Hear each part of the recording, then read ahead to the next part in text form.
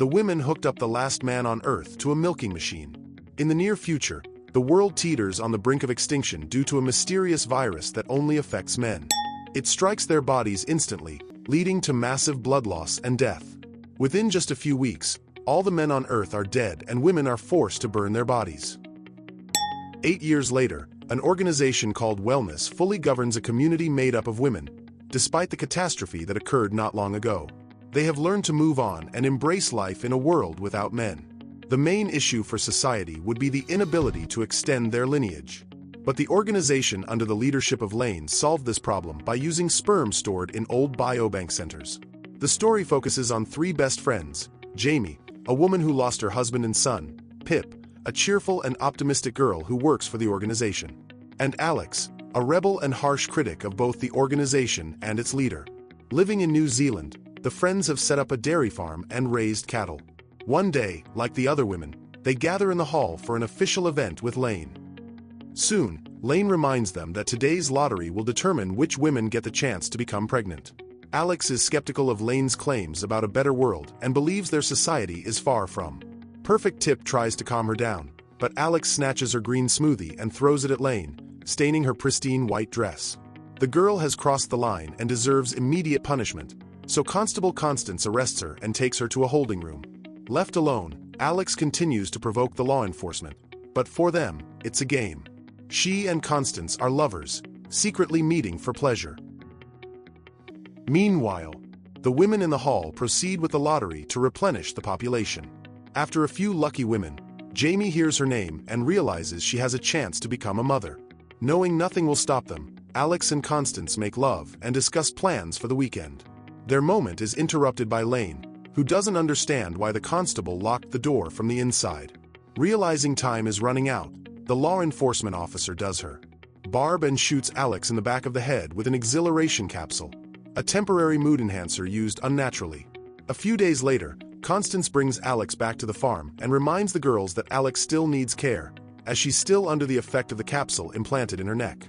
With neither the time nor the ability to care for Alex constantly, the French strapped her to the bed, waiting for her to recover later. Jamie heads to the fertilization center, where she learns that she must go through several additional stages before she can become a mother. She undergoes a medical exam and discovers that she won't be able to carry a child if it's a boy, as the virus will kill him in the womb.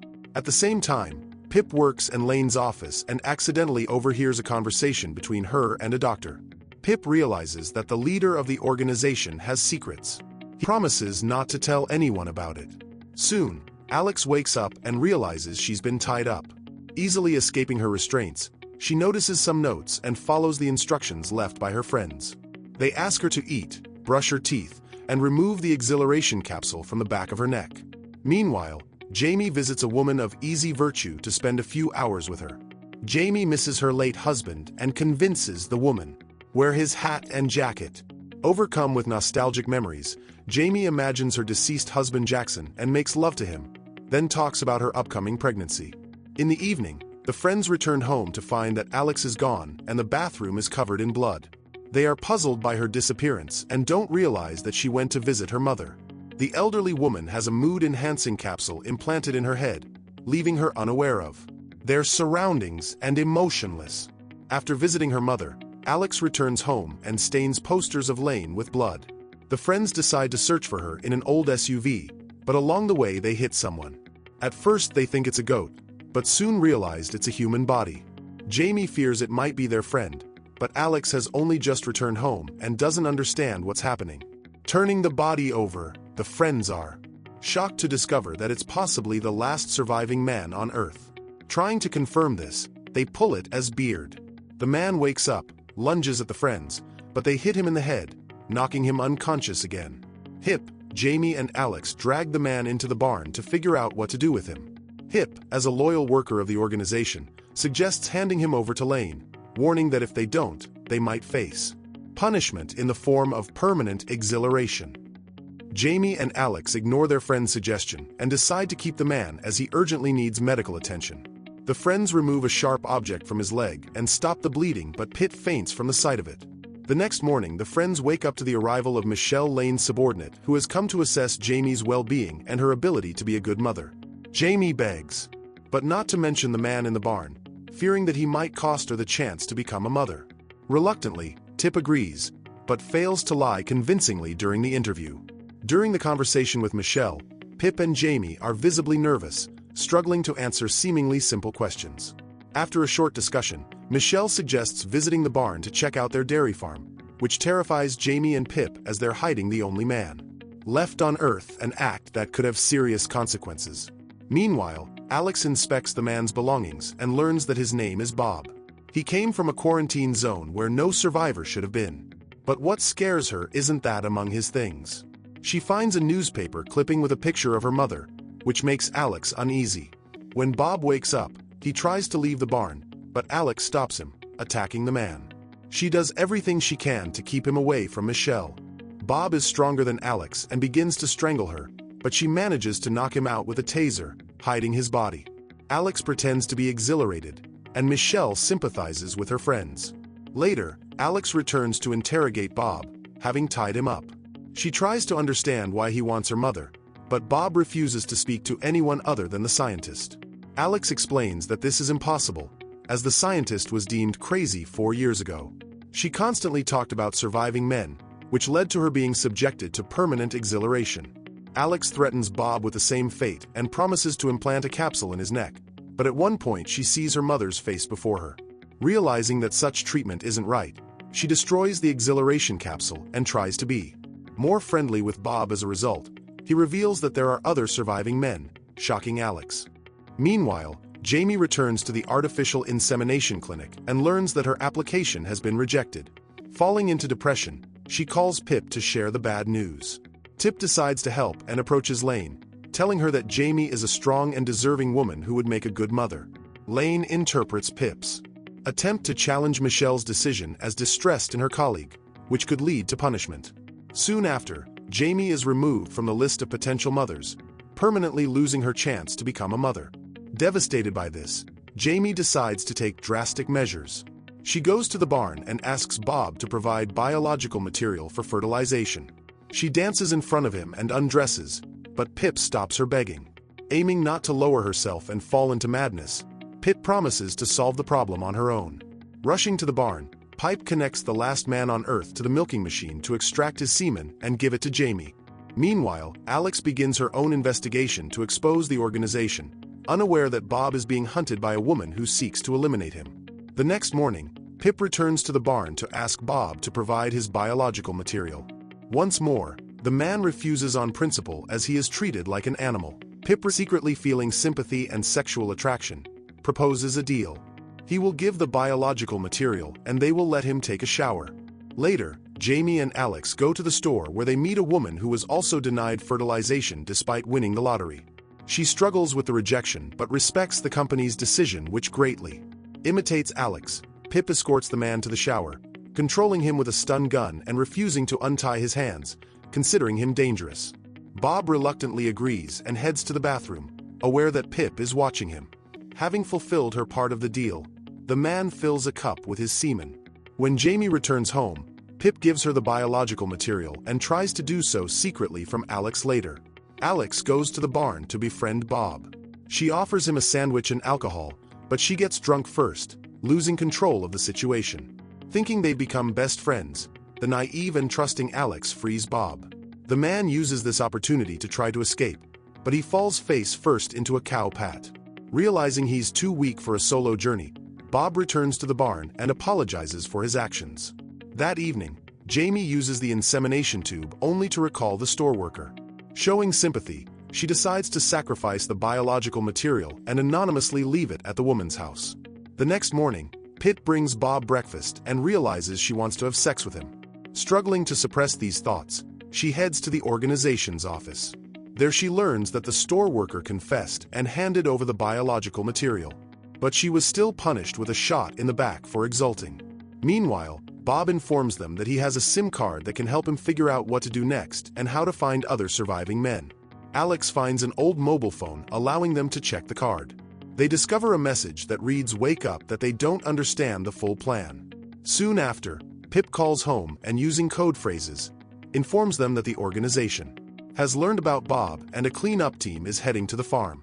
Pippa arrives home at the same time as the organization workers and finds her friends hiding nearby. They realize that Jamie's actions were reckless and now they need to go into hiding. At that moment, an unknown caller reaches Bob and gives him the coordinates of the place where other men are located. The group heads to the designated location but doesn't know what to do next. The coordinates lead them to a quarantine zone, once used to burn the bodies of men, but there's nothing left here now. Alex and Bobby go to the restroom when suddenly Bobby notices a red on the girl's forehead. Realizing she's being targeted by a sniper, the couple makes a run for it and heads back to the car. The huntress has tracked Bobby and is determined to kill him, but her friends are opposed to it. Tip, who's used to following the rules, sticks to the sides, which causes them to go in circles. This allows the huntress to take a few shots before they manage to drive off to a safer spot. Most of the roads are blocked, so they have to head to the annual menstruation celebration. The girls hide Bobby under old blankets, passing him off as a frail elderly woman. Despite the danger to their lives, Pip continues to follow the rules and plays the obedient girl. As a result, she gives the car keys to allow the others to clean it. The group is forced to hide out at the celebration, which becomes increasingly difficult. In an attempt to hide Bobby and keep his true identity a secret, Pip grabs a pink cup costume amid the crowd of partygoers. The group gets separated and can't find each other. VIP heads to the tent to hand out gifts to young women, but spots the huntress has also arrived at the celebration. Running for her life, Pip heads into the labyrinth of self-discovery where she meets Lane. Lane knows the three girls are hiding the last surviving man and demands they bring him to her before sunset. If they fail, she warns them she, Jamie and Alex will face a lifetime of exaltation with complete loss of identity. Jamie sees one of the girls resemble her late husband and follows her. As a result, she ends up on the Ferris wheel. Sitting next to a little girl, the hype makes Jamie feel nauseous and she suddenly realizes she might be pregnant, even though it's unlikely. Alex helps Bobby escape the celebration but spots her mother. The woman is insane and doesn't understand anything, but starts to get nervous when she sees the huntress, as if she's seen her before. Bobby is forced to flee and hides in the mirror maze. The huntress follows him and the reunited friends head into the maze after them. The mirrored traps separate the friends, but they manage to regroup. In one of the reflections, they see that the huntress has captured Bobby and injected him so he can't resist. Not knowing how to find an exit, Pip uses a trick and marks each mirror with red paint. This helps the friends escape the maze and spot the huntress driving Bobby to her pickup truck while Pip and Alex try to get the car keys back to start. Chase Jamie catches up with the huntress truck and jumps into the pickup's bed. Pip and Alex have to put aside their differences to try and save their friends from the bounty hunter. While chasing the pickup truck, Pip is reluctant to break the rules and doesn't speed up, which allows the huntress to escape and retreat to her lair to dispose of Bobby once and for all. Jamie, who was hiding in the truck bed, finds several tranquilizer darts and a shovel. Sneaking into the huntress's lair, she attacks her but hesitates. In a chaotic moment, Jamie accidentally hits the huntress in the chest with one of the darts, temporarily putting her to sleep. Fleeing the scene, Jamie confesses to Bobby that she's pregnant. Trusting her instincts, Pip finds the huntress's hideout and a clue left by her friend. The group reunites by the bridge near the river, and it seems like the worst is behind them. The friends suggest returning to the spot marked by the coordinates, but this time Bobby will go alone as the men are waiting for their own person and might have hidden when they saw the women as they discussed the plan. Bobby, Alex and Jamie don't realize that Pip has betrayed them. Instead of taking them to the coordinates, she leads them to Lane's residence to hand over the man and earn her boss's forgiveness. Alex and Jamie are locked in separate rooms and soon Lane visits them, asking them to change clothes for the upcoming procedure. She plans to perform internal exaltation on them so they lose touch with reality and no longer interfere with their rule. Alex begs Lane to spare the pregnant Jamie, but this only triggers a fit of rage in Lane. Meanwhile, Pip prepares for a party where she expects a career promotion. She's given a revealing evening gown but ends up adding a black veil. Who are outfit to cover herself at the table, Pip meets the bound Bobby and tries to justify her actions. At the same time, Constable Constance visits Alex. The constable wants to save the girl because she loves her, but she cannot break the organization's rules. Realizing it's the end, Constance says goodbye to Alex and she and Jamie are taken to the operating room where the doctor is ready to drill into their skulls. Meanwhile, Lane orders Bobby and Pipe to make love. Bobby tries to resist, but a crowd of enraged women holds him back. Lane excites Bobby and commands Pip to sleep with him, threatening that her friends will suffer if she refuses. Pip agrees and climbs on top, only to notice a pendant on Lane's neck, her friend's pendant. Realizing that Alex and Jamie are in danger, Pip projects Lane for the first time. And as a result, she too is sentenced to exaltation. Constance takes Pip to the operating room and asks the doctors to begin her exaltation first. They decide to ask Lane for permission, and the constable uses this opportunity. She shoots the doctors in the back and then helps Pip free Jamie and Alex.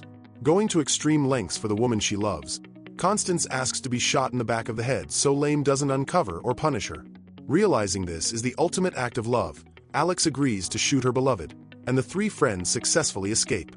Finding a hideout with costumes, boots, and tasers, the girls prepare to do whatever it takes to stop Lane and free Bobby. The next morning, the head of the organization transports Bobby to a secret hideout, but a cow appears on the road. It quickly becomes clear that it's a trap set by the three friends. Loose around the car, they electrocute Lane to let Bobby escape, but he no longer trusts them. This allows Lane to recover and take control of the situation as only she has a firearm.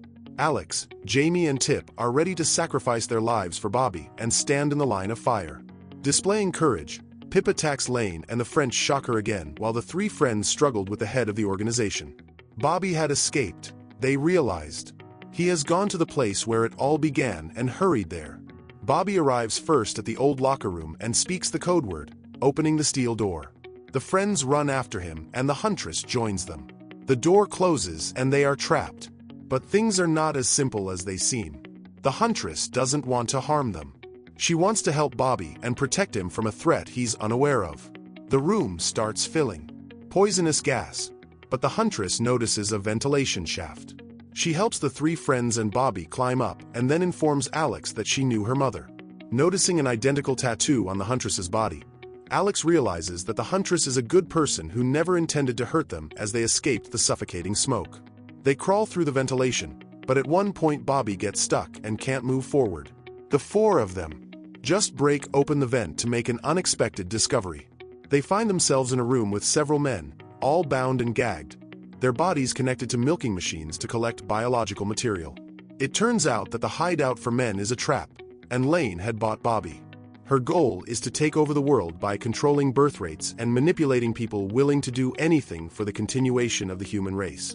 The most horrifying revelation is that Lane's main accomplice and lover is Jackson, Jane's husband, whom she believed to be dead.